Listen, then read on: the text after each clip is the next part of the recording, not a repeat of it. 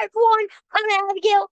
This is James, and welcome to another Two Kids interview. We are joined today by New York Times bestselling author Jennifer Chambliss Bertman. Ms. Bertman is best known for her best-selling Book Scavenger series. She has also written the book Sisterhood of Sleuths. And earlier this year, she came out with her first picture book, A Good Deed Can Grow. Thank you so much for being with us today. Awesome. Thank you. I'm excited to be here. When you were 11 years old, you wrote letters to authors. Author James Howe wrote you back. Can you tell us both what he wrote to you? And how him writing you back influenced how you interact with your fans. Oh, that is a great question. I'm wondering how you knew that. That's really cool. Yes, that was a very exciting day for me. I did write a lot of letters to authors. I was a kid in the 80s, so we didn't have email and things. So I'd write letters. And he was the only author I got a letter back from. And I was so excited. I loved his series Bunnicula, which is about a dog and a cat, and they think the bunny that lives with them might be a vampire bunny. And the envelope had a little bunny stamp on the outside. So I was like, oh, what is this? But his letter was really nice, and he gave me some great advice about writing. I have the letter. I would show it to you, but it's like right behind my computer, hanging on my wall. But his advice was very easy to remember, and I'll pass it on for any other aspiring writers. His advice is there's 3 steps: to read, to write, and to have fun. It's very simple, but he explained too that, you want to read a lot because the more you read, the more you learn about storytelling and how other authors tell stories. And you want to write a lot because if you want to do anything, you need to practice it. So if you want to write stories, you should practice writing stories. And the important thing, I feel like, number 3 is the most important step: to have fun, to find the books that you really love reading, and to write the stories that you really have fun writing. I just love that advice. And I reread his letter a lot to remind myself even today. Why do you think people love mystery stories so much? It's a mystery. I don't know. All I could really say is why I love mysteries, because it's probably my favorite. I like reading all kinds of books, but mysteries probably are my favorite genre. And I think for me, there's a lot of elements that would go into a story I like reading. Like I like, there's characters that I really like, but the part of mysteries is just that puzzle aspect. I love like trying to figure something out. And so if there's a mystery that gives me enough information where I can kind of guess at maybe what's happening or what's going to happen, but isn't giving me, so it's like, oh, well, obviously this is the person that did the bad thing or whatever. That's my favorite kind of book. I'm making my own mystery kind of comic called Dino Spies, but Ooh. I don't think Dino Detective sounds good because it starts Sherlock Holmes' stories. I like Dino Detective. All of that sounds good to me. That sounds cool. I like it. That's awesome. What is your process when putting a book together? Do you decide the end before the middle? Or do you put it together in order? Let's see. I think with every story, it's probably, I don't always do the same thing when I tell a story. It's kind of, every story has its own journey. But I definitely don't go in order. I start in what I think is the beginning. I usually start with a character and maybe a situation that's the start of the story, and I might have a general sense of an arc in mind. So I'll have an idea of what I think the ending will be. And it's usually the middle that I'm figuring out last. But as I go along, what I think the ending might be might change, or what I think the beginning is might change too. So it just kind of depends. I just start with whatever idea I have in the beginning, and then go from there. But I do a lot of reordering of my ideas as I go along. Can you tell us a story from your own childhood that inspired a scene in one of your books? Yes, I can. So in my most recent novel, Sleuths, if you read the book, there is a pivotal scene where Maisie, the main character, is riding to a park to meet her best friend on her bicycle, and she's wearing a lobster costume. And I won't give away everything that happened, because it's not like a total spoiler because it happens pretty early on in the story, but still, just so you can enjoy the scene fresh for anyone who hasn't read it. But when you read that, just know that that was inspired by something similar that happened to me, although I was not in a lobster costume, but it was something that happened to me. And I was riding my bike by myself to an art class, and it was quite embarrassing. And I didn't want to talk about it to other people at the time. And then later, one of the fun things about writing is just it can kind of help when you put something embarrassing that happened to you into a story in a way that you make yourself laugh about it. I just like exaggerated it. And how would this be even more embarrassing if I was in a costume? And so it just was kind of a fun way to play with something that had, when I was younger, been embarrassing. And now it's funny. It seems to us that your writing allows kids to envision themselves as a character in one of your books. Is that something you try to do? Ooh. I love hearing that. I hope that is true. I don't know if what I try to do when I'm writing my stories is I try to make the characters feel as authentic and real as possible, and the way I do that is trying to make them feel authentic and real to me, like once I write enough about a character and they start to kind of take on a life of their own. So I can imagine Emily and James still walking around San Francisco. To me, they feel like real kids that are out there living their own lives. And so I don't know if that is the way readers feel. Maybe it's from trying to go for that. I don't know. Without giving away anything, do you have a favorite red herring from one of your books? I like trying to think of how to say this without it being a spoiler. There's something I'm thinking of in Book Scavenger, and I don't know how to say it without it being a spoiler, because if I say anything about a character or a name, it's going to give it away. So, but if you've read Book Scavenger, you can email me if you might have a guess. If you read Book Scavenger, you probably have a guess of what I'm thinking of. Book Scavenger, with its use of Nancy Drew, makes for a great intergenerational book for families to read together. Did you think about that when writing it? Yes, with Sisterhood of Sleuths. Is that the one you're thinking of? For intergenerational, kind of, what, honestly, all of my novels, I think about, obviously I am writing for kids. So that's what I'm thinking about first and foremost. Specifically, I'm actually kind of thinking about myself when I was a kid. My books are all books that I would have loved to read when I was young. And I feel like for writers, that's part of what James Howe, have fun with it, write the stories that you want to see. But I am a grown-up now, and so I'm also writing to please my grown-up self. And so I do think there's part of me that is hoping that grown-ups and kids will both like my stories. Can you talk to us about the research that goes into your books? Oh, yeah.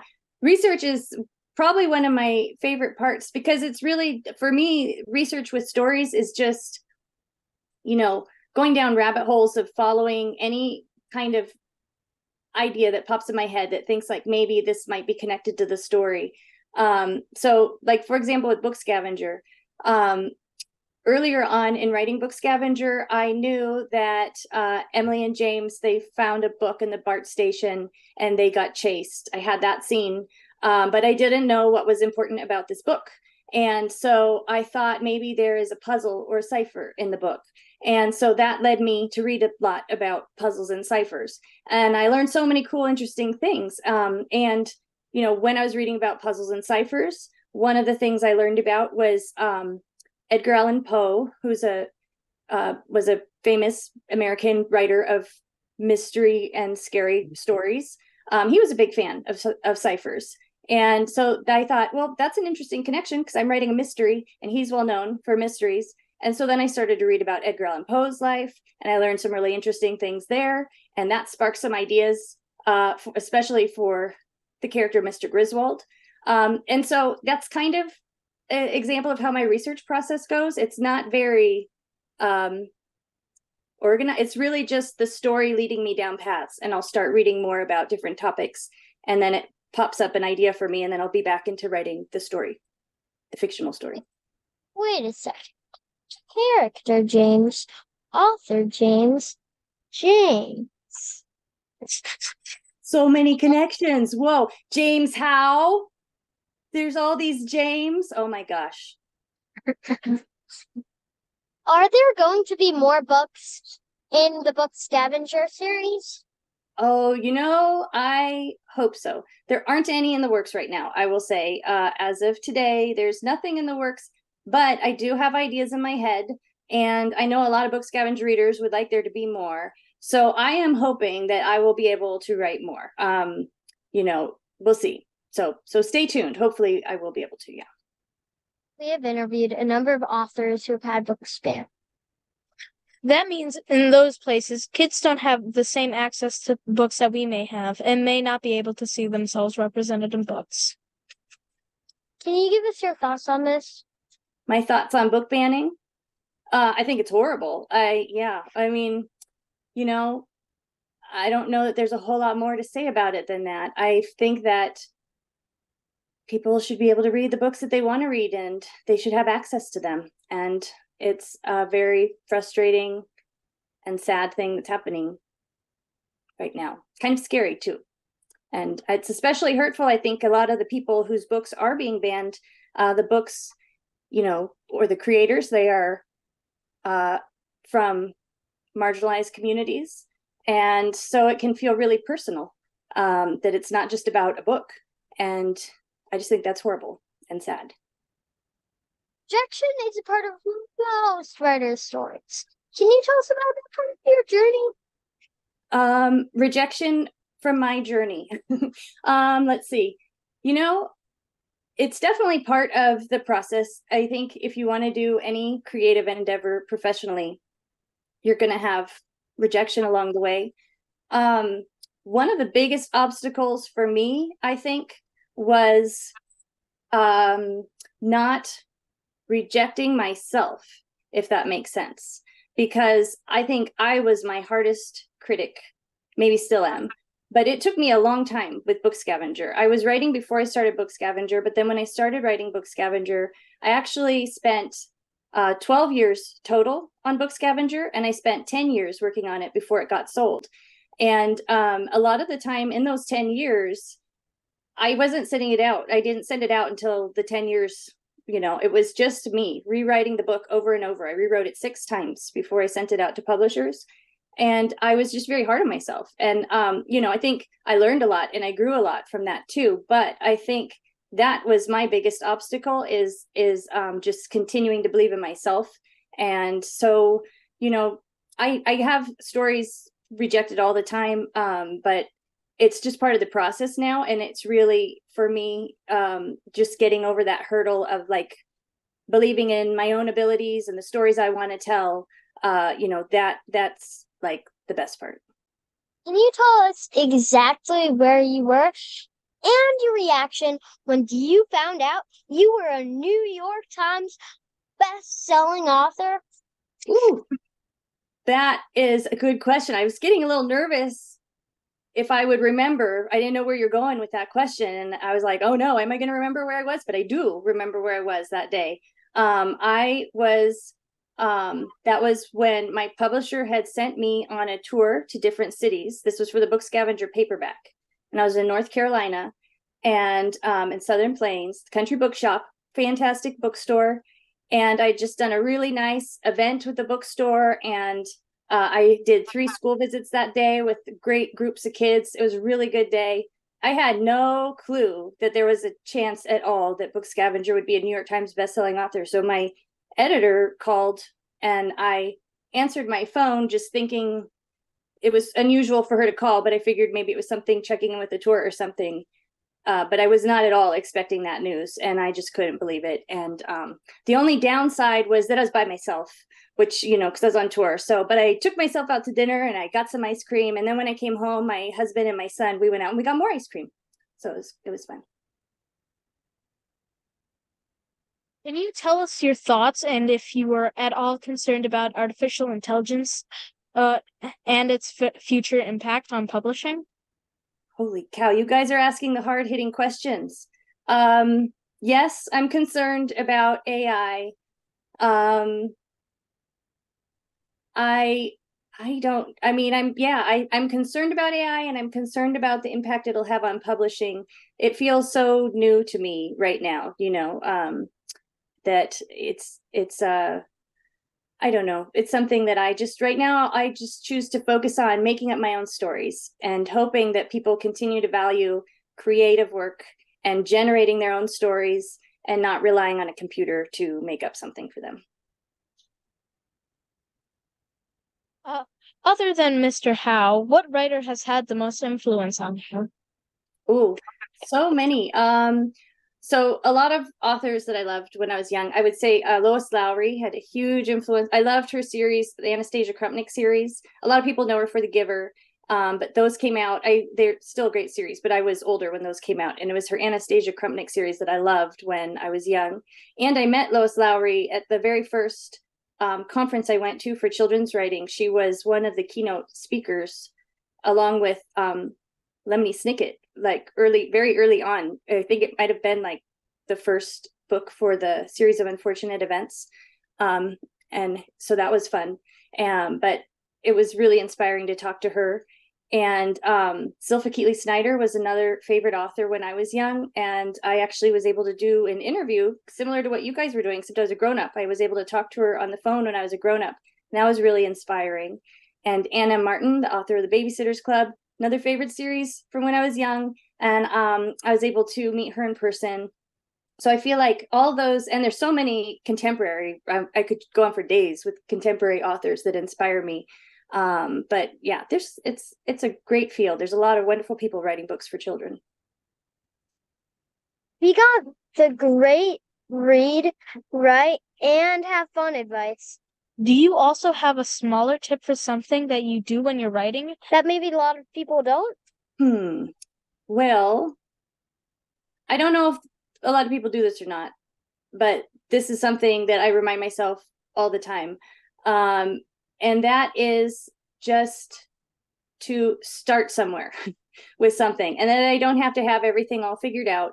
Because a lot of times I might kind of freeze up because I'll think, oh, I don't know how this is going to end. I need to figure out how the story is going to end, or I don't know, like I'll just kind of get lost in a trail of thought about what I don't know. Or I might just be unsure about, I know what's happening, but I might be unsure exactly how to write it.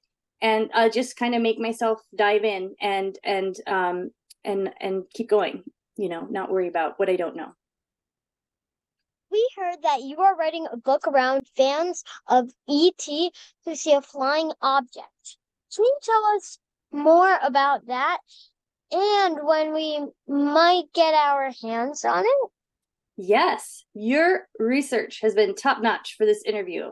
That is what I'm working on right now. And it's a middle grade mystery set in 1985 about 3 kids. I'm not sure because I'm still finalizing the story, so I'm not exactly sure what pieces I should say up front about it, but I will just say that they all come together over a mysterious object, and they go missing. And so the mystery is about them and why they go missing. And I'm really excited about the story. I'm liking it a lot. I think it might be out next fall. I'm not sure yet, though. We haven't finalized that. So soon, hopefully. That may not sound, to me, that feels soon. I want to read it. Cool. That's awesome. the kind of book I'd want to read. Oh, good. Awesome. Finally, it's time for our Turbo 10. 10 rapid fire questions. Are you ready? Yes. Number 1, what's your favorite phrase to use? Favorite phrase to use is progress over perfection. Number 2, what is one subject you'd love to learn more about? Oh, ladybugs. Number 3, what is your go-to snack food? Go-to snack food, Reese's peanut butter cups, but I shouldn't eat them a lot. But that would be my favorite, maybe. Number 4, what was your favorite book growing up? Oh, favorite book. I'll go with I'll go with Anastasia Krupnik. There were many, but I'll just go with that. Number 5. If you could teleport somewhere right now, where would you go? Teleport somewhere. I'd go to my parents' house. Number 6. If you could have one superpower, what would it be? It's a tie between being able to talk to animals or communicate with them and being able to freeze time. Number 7. What was your favorite cartoon as a kid? Dun, dun, dun. I loved a lot of cartoons. Probably Scooby-Doo was my favorite. Probably. Number 8. What is your favorite rainy day activity? Probably reading. Yeah. Or crafts. Number 9. If you could have any 3 dinner guests, who would they be? 3 dinner guests? Yep. No rules. 3 dinner guests. I'll say the things popping in my head are what we just talked about. So I'll say Lois Lowry and Ann M. Martin and Zilpha Keatley Snyder. How about that? Number James 10. Howe, I feel bad. Can I squeeze in James Howe too? Sure. Okay. All right. Number 10. What is the best piece of advice you were ever given? Oh my gosh. The best piece of advice. That's a hard rapid fire question. My mind just went blank of all advice I've ever received, except for James Howe's letter. So I'll go with that. To read, write, and have fun. You were awesome. Thank you so much for doing that. And thank you Thank so much for spending this time with us. We can't wait to read your future books. Thank you. You guys are awesome. Thank you for this great interview. This was so fun.